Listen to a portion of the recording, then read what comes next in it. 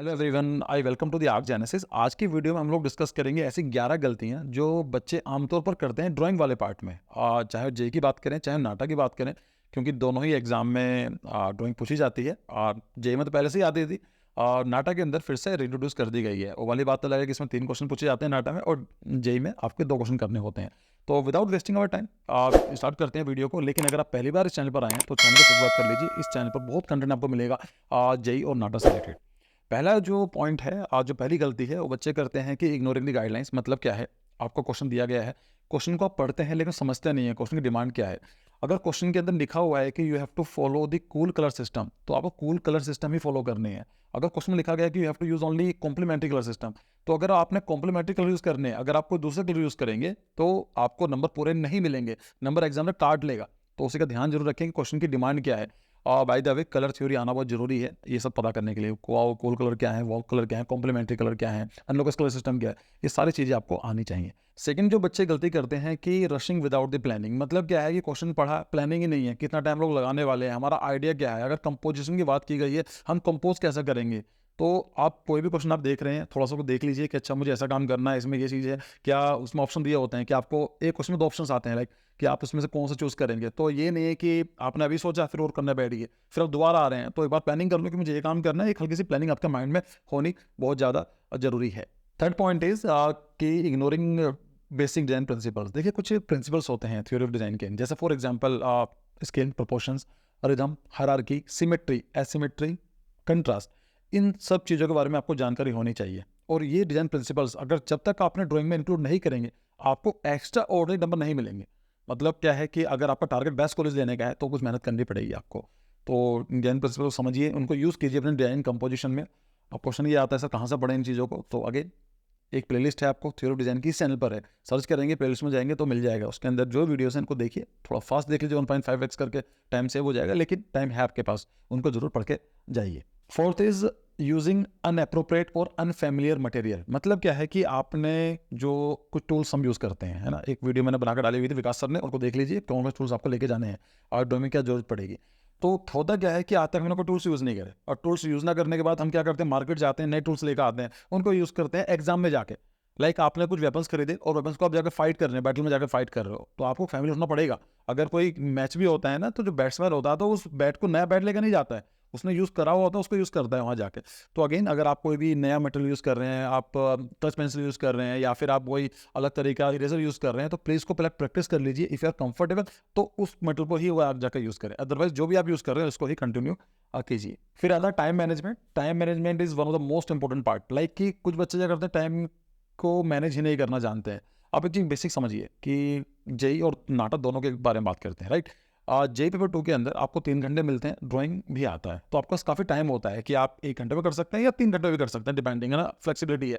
उसमें कोई लिमिटेशन नहीं है कि आपको पूरा पेपर एक साथ मिल जाएगा, आप प्लानिंग कर सकते हैं। अगर आप जेई की तैयारी कर रहे हैं, मेरे हिसाब से कि कम से कम 3 घंटे में से 1.5 घंटे आपके ड्राइंग के होने चाहिए, क्योंकि ड्राइंग में काफ़ी टाइम लग जाता है और इसमें नंबर आपको अच्छे खींच भी सकते हो आप, राइट। और जो बाकी पार्ट है, लाइक मैथमेटिक्स है या फिर एप्टीट्यूड, उसमें ऑब्जेक्टिव है, आपको आता है, आता नहीं आता, थोड़ा मेहनत करके कर सकते हो। लाइक एप्टीट्यूड क्वेश्चन है, प्लानिंग उसमें करोगे, लेकिन उसमें एक लिमिट टाइम चाहिए होगा आपको। ड्राइंग इज समथिंग कि आप कितना भी कर लो वो कभी कंप्लीट नहीं होगी, है ना। तो आपका टाइम मैनेजमेंट पता होना जरूरी है। ऐसा ना हो कि आपने बहुत टाइम लगा दिया और अब ड्राइंग में टाइम ही नहीं मिला हुआ आपको, या फिर ऐसा हो सकता है टाइम आपने बहुत ज़्यादा लगा दिया ड्राइंग में, बाकी आपका एप्टीट्यूड का नंबर रह गया। तो बेसिक टाइम मैनेजमेंट होना जरूरी है। ये प्रॉब्लम और बढ़ जाती है आपके नाटक एग्जाम में। नाटक में क्या है, 90 मिनट्स मिलेंगे आपको, 3 क्वेश्चन करने पड़ेंगे। तो टेक्निकली देखा जाए तो 30 मिनट्स ये मिलेंगे, लेकिन 30 मिनट्स के अंदर आपको सोचना भी है, प्लानिंग भी करनी है, कलर भी करना है, 3D बनाना है, so it is going to very difficult. तो आपको एक टाइम प्लानिंग करना बहुत ज़्यादा जरूरी है, अदरवाइज आपका अच्छा स्कोर नहीं आ सकता। छठी गलती करते हैं कि अवॉइडिंग लाइट गाइडलाइंस। देखिए, जब हम कोई बनाते हैं तो गाइडलाइंस की जरूरत पड़ती है। फॉर एग्जांपल, मैं सर्कल बनाना है, या फिर मान लीजिए मुझे कोई ग्लास बनाना है, तो मुझे एक एक्सिस बनाना पड़ेगा, फिर मुझे ग्लासेस के बनाने पड़ेंगे। बच्चे गलती ये करते हैं तो बनाते ही नहीं गाइडलाइंस, क्योंकि पता कैसा करोगे, आप कहाँ मार्क करोगे, है ना। या तो गाइडलाइंस बनाते ही नहीं है, या बच्चे बनाते हैं तो बहुत डार्क बनाते हैं, वो दिख जाती है गाइडलाइंस, फिर गाइडलाइंस काम नहीं करती है। तो आप जब भी बनाते हैं, गाइडलाइंस बनाने के लिए आपको बताने के लिए कि कहाँ तक मुझे एक्सटेंड होना है, कहाँ तक मेरा जो लाइन जाएगी, कहाँ तक क्या है, उसको हल्की से बनाइए, सो दैट कि कल आपको कुछ चेंज करना पड़े इजीली इरेज कर सकते हैं। या फिर मान लीजिए आपको जो फाइनल जो आपने ग्लास बनाया, जो प्रोडक्ट ऑब्जेक्ट बनाया आपने, उसको बनाने के बाद जो गाइडलाइंस है वो इजीली रिमूव हो जाए, और ऐसा ना लगे कि आपका पेपर पर इम्प्रिंट पड़ गए हैं, क्योंकि अगर आप ज़्यादा डार्क बनाते हैं उसको तो आप इरेज भी करेंगे ना तो लाइन आ जाएगी, वो आगे प्रॉब्लम करेगी।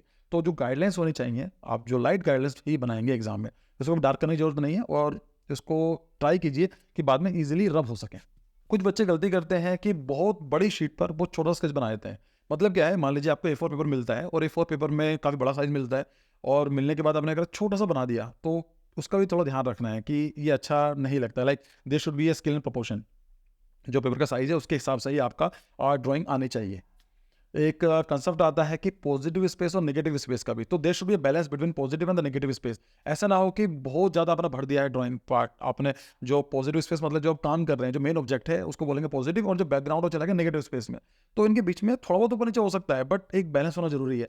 ऐसा नहीं है कि जो नेगेटिव स्पेस है पूरा ब्लैंक पार्ट है वो 80% और 20% आपने सिर्फ ड्राइंग बनाने में कर दिया है, तो वो अच्छा नहीं लगेगा। ऐसा भी नहीं है कि आपने क्या करा, पूरा का पूरा पार्ट ये भर दिया है और नेगेटिव स्पेस है ही नहीं, तो उसमें क्या होता है कि जब नेगेटिव स्पेस नहीं होगा तो इंटरेक्शन नहीं आ पाएगी, जो आप जो एक ह्यूमन बीइंग है उसका फोकस डाइवर्ट होता है। Next point is using of the same size and the same shape. मतलब क्या है कि या तो क्वेश्चन में लिखा हो कि आपको 5 ट्रायंगल यूज करने हैं विद द सेम साइज, तो समझ में आता है। अगर क्वेश्चन में लिखा हुआ है ट्रायंगल यूज करना है, स्क्वायर यूज करना है, तो इसका मतलब क्या है कि फ्लेक्सिबिलिटी दी गई है आपको, आप छोटा बड़ा साइज ऊपर नीचे कर सकते हैं। बच्चे गलती क्या करते हैं कि वो सेम साइज के बनाते चले जाते हैं, उससे क्या होता है कि आपका जो डिज़ाइन है वो मोनोटोनस बन जाता है, इंटरेस्टिंग नहीं लगता है वो। तो अगर आपको मौका मिला हुआ है तो छोटे बड़े कीजिए, उसमें एक्चुअली आप हायरार्की लेकर आ रहे हैं जो बात की थी डिज़ाइन के अंदर, और ना चाहते आपकी आ गई है छोटा बड़ा साइज में, तो ये बच्चे भी गलती करते हैं। Next is placing the object touching with each other. मतलब क्या है कि आपने 2 रेक्टेंगल लिए या सर्कल लिया और दोनों सर्कल को पास में मैच करा दिया, मिला दिया, तो अच्छा नहीं माना जाता है। इसमें क्या होता है कि आपने फ्लैट बना दिया उसको, लाइक जो आपकी जो ड्राइंग है वो 3D होनी चाहिए कहीं ना कहीं, लेकिन आपने उसको फ्लैट बना दिया। तो हम 3D कैसे लेकर आ सकते हैं, आप ओवरलैप दिखा सकते हैं, ट्रांसपेरेंसी ला सकते हैं, पर्सपेक्टिव ला सकते हैं। So there can be another ways कि आप अपनी ड्राइंग को 2D में है उसको 3D में कैसे दिखा सकते हैं।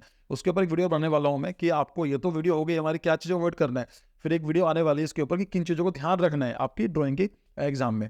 तो जब भी आप कोई कंपोजिशन बना रहे हैं तो आप उसको अवॉइड कीजिए कि साथ में मिले हुए ना हो, कहीं ना कहीं ओवरलैप होना जरूरी है, जिससे कि आपको एक डेप्थ देखने को मिले। बच्चे गलती और करते हैं कि उनको शेडिंग के लिए बोला जाता है तो पूरी की पूरी ड्राइंग में शेड कर देते हैं, उनको जानकारी ही नहीं है कि शेडिंग कैसा होती है। देखिए आप मेरे चेहरे को नोटिस कीजिए, तो यहाँ से मेरे यहाँ से लाइट आ रही है, राइट, तो जो ये वाला पार्ट ऊपर निकला हुआ है तो ये लाइट में है, लेकिन ये वाला पार्ट डार्क में है, तभी तो शेडिंग निकल के आ रहा है। अगर आप सोचते हो कि यहाँ भी लाइट कर दोगे, यहाँ भी लाइट कर दोगे, मेरे हाथ में लाइट कर देंगे, ये देखो, तो यहाँ पर अच्छी खासी लाइट आ रही है लेकिन यहाँ पर लाइट नहीं आ रही है। अच्छा, यहाँ पर मेरी लाइट क्या है, ऊपर से आ रही है, तो यहाँ पर आपको इस वाले पार्ट में दिखाई देगा, है ना। तो ये बेसिक जानकारी होना बहुत जरूरी है कि लाइट, सोर्स ऑफ लाइट यहाँ से आ रहा है तो कौन सा पार्ट आपका हाईलाइट होगा, कौन सा डार्क में जाएगा, तो ये सब काम करना बहुत जरूरी है। And the last but not the least कि बच्चे पर्सपेक्टिव को इग्नोर करते हैं। अगर आप ड्राइंग बना रहे हैं, आप उसमें 3D कंपोजिशन नहीं करोगे तो आपके नंबर अच्छे नहीं मिलेंगे। आपने बिल्कुल फ्लैट बना दिया है तो उसके नंबर आमतौर पर कम दिए जाते हैं। तो उसमें अगर लिखा भी नहीं है कि आप पर्सपेक्टिव काम करना है, बट आपको कंपोज करना है या कुछ बनाया हुआ है, तो उसका जरूर ध्यान रखें कि आप थोड़ा सा एलिमेंट 3D वाला जरूर लेकर आएँ। सो आई होप आपको वीडियो पसंद आई होगी। अगर आपको वीडियो कुछ वर्थ इट लगी है तो अपने दोस्तों को बताइए। कुछ गलती और भी हो सकती हैं, कुछ मिस्टेक्स और भी हो सकती हैं जो बच्चे करते हैं। अगर आपको जानकारी जो मैंने डिस्कस नहीं किया वीडियो में तो उसको कमेंट सेक्शन में बताओ, जिससे कि बाकी बच्चे भी देख सकें। और मेरी तरफ से, मेरी टीम की तरफ से आपके एग्जाम के लिए वेरी बेस्ट ऑफ लक। मैं तो ये चाहता हूँ कि आपका जो पहला अटैम्प्ट होने वाला है इतना अच्छा जाए कि आपको दूसरे एग्जाम की लोड ही ना हो, कि वो देना ही नहीं है। फिर आप बोलो सर मैंने आपका चैनल ना सब्सक्राइब कर दिया, क्यों, आपको जरूरत ही नहीं है, मेरे इतने नंबर आ जाएंगे। तो चलो ठीक है, see you in the next video, तब तक के लिए बाय बाय।